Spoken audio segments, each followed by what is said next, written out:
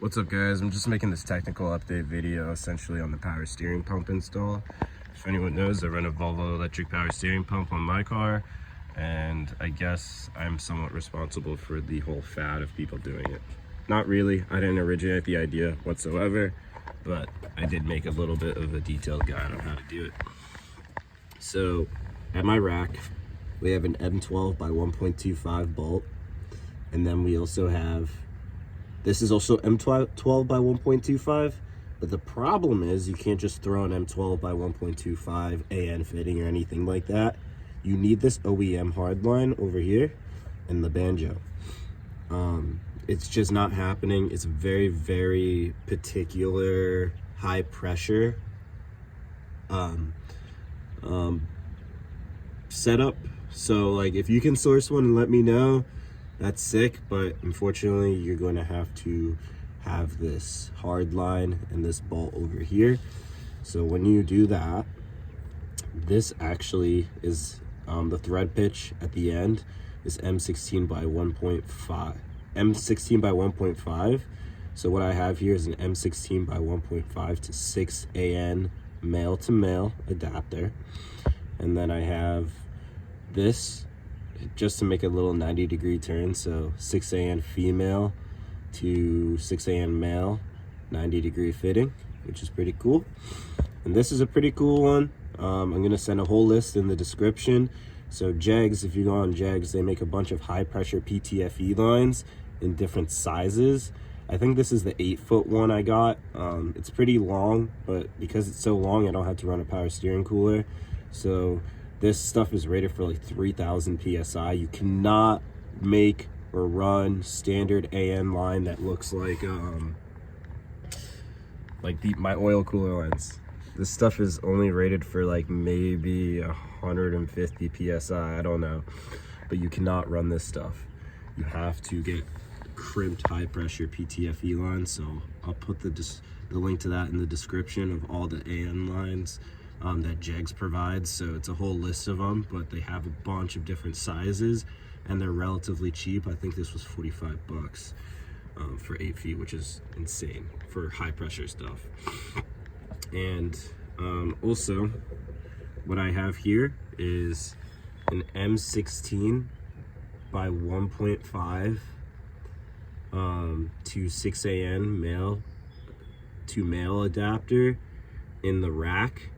And then I have this 6 AN line. This is kind of ghetto, but I just have this 6 AN line here. So this is simple. This is a low pressure line, so you don't have to be too crazy with the line here. But most importantly, you're gonna need 2 of these fittings. So one of these is gonna go on the power steering pump and the other is going to go on the rack. That is very important. So don't forget that, because this isn't just your standard M16 by 1.5. It's actually a power steering specific fitting.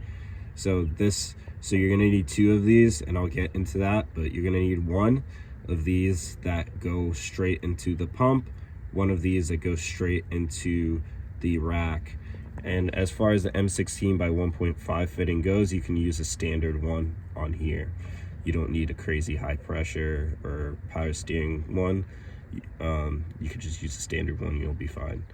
Although honestly, if you can, yeah, this is just a standard one. It's nothing fancy and it doesn't leak.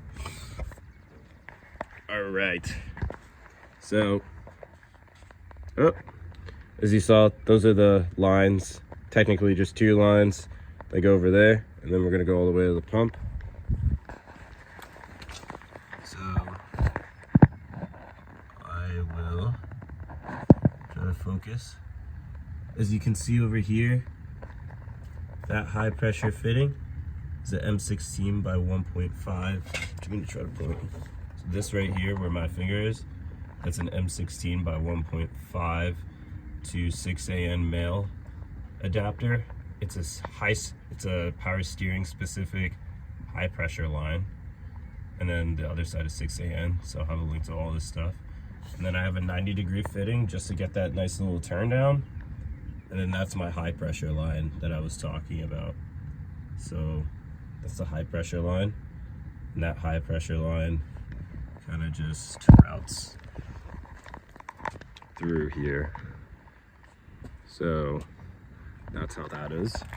And then lastly, on the power steering plumbing side of things, if you look, I have that 6AN hose that I had for the low pressure line.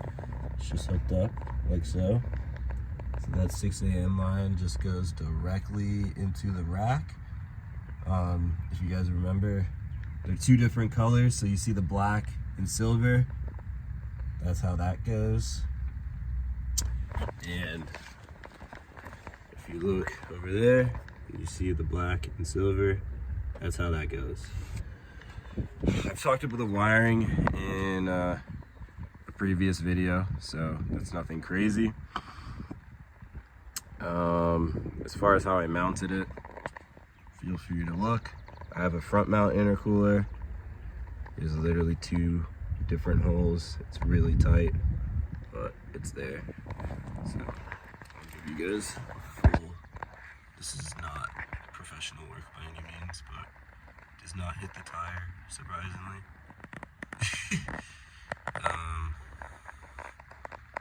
Yeah, probably should redo this, but it's been working so far.